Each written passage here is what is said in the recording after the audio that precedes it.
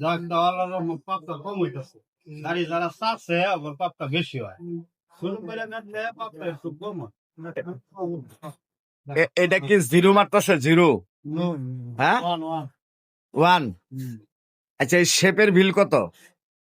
40 টাকা। কত? 40। 40 টাকা। যাক, তাহলে অনেকটা শান্তি পাইলাম আপনার কথা শুনে। কারণ এর আগে এক সেলুনে গেছিলাম, সিরিয়ালে বয়ে রাখছে 2 ঘন্টা। 2 ঘন্টা পরে শেপ টেপ করে বিল দিছি 500 টাকা নোট। কয় আপনি বাঙ্গায় দেন। আমি কই বাংতি নাই।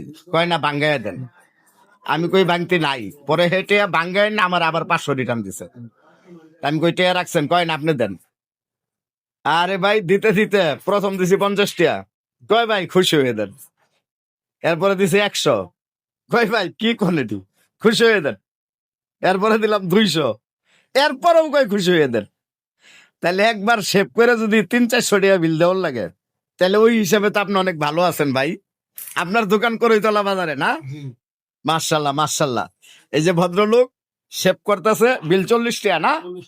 40 টাকা।